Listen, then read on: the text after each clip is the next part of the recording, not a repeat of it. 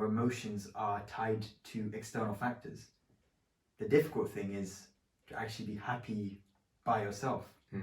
And that's very difficult. Point. Because we're always so busy around everyone, and we play off people, right? That playing off people isn't an issue, but being able to be, like you said, being your own happiness, and those people come in and those things come in and they add to your happiness, that's huge. Yeah. That doesn't mean you just have to sit on your own. Like, you have to do things and be around people and have that energy that makes you happy. You need to be able to respect your own space. Yeah. Everything, like relationships, life, studies, they're all parts of your life. They shouldn't be your whole kind of happiness. You shouldn't have to like say, okay, if I bang med school, like, or if I bang, I become like, I don't even know. I apologize to all the computer thudding people, like, well, a lot of our friends that are now got jobs at like JP Morgan and KPMG and all these places. They sit behind desks and tap computers, but that shouldn't be your soul. That shouldn't be you. Yeah. That's a part of your life. That's a part of your happiness. That gives you happiness. That's cool. It's not your identity. But it's not your identity, right? You're a multi-factor. A lot of things play into that. You're a musician. You like drama. You like acting. You like film. You like eating food and even reviewing food. Enjoying watching football. Football. Yeah. Like, all of these things make up who you are, and they are your happiness. And that's what's important. You're a multi-factor of loads of different things. And within that, you are yourself. You're different.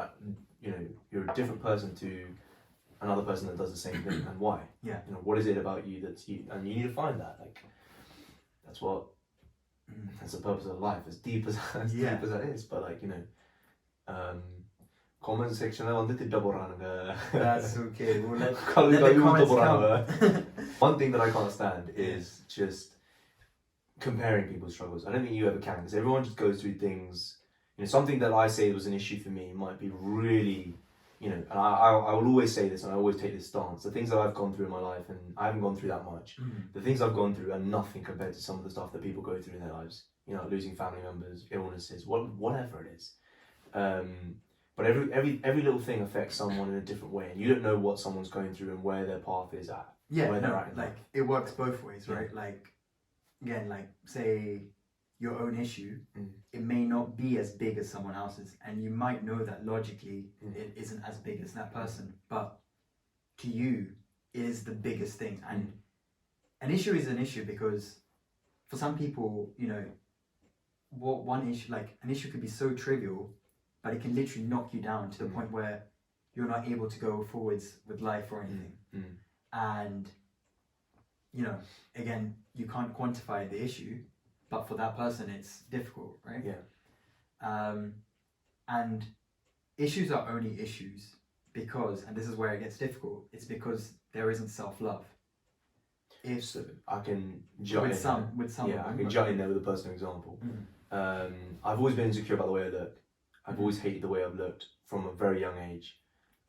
What? This painting? What? That's gonna get cut. I've always, jokes aside though, like, I've always been insecure about, like, the way I've looked, the way other people see me, the way I see myself. Like, if you came home at some point, you will. Imagine we've been friends for years and he's never been to my house. This is a second time. Segue, carry on. Like, you'll never find a photo of me other than when I've been forced to stand behind a cake, because I've always hated the way I've looked. Okay. Like a birthday photo, that kind of thing, where mum and dad would have been like, here, stand. Or like family would be like, stand. Yeah. And even looking at those photos, even now to date, I'd probably be a bit like, now I can like accept it, someone like, this is you. Yeah. And so very recently, the last 9, 10, 11 months-ish, I've kind of I've been through a bit of a phase where I've been like, right, that's you. You look the way you look and you can't change that. You just have to learn to accept that that's the way you are, but also do things that make you feel more confident. So taking care of yourself. Like, I've had issues where through school, people would be like, you look like a twig, you're lanky, and I can't do that's my bodybuilder. I can't do anything about that. So then I'd start going to the gym to try and me this lanky body went to the gym 5 years ago. Imagine. Didn't make much progress, but like, it gave me a sense of, okay, you're doing something, but I didn't do it for the right reason. I did it because other people were saying it.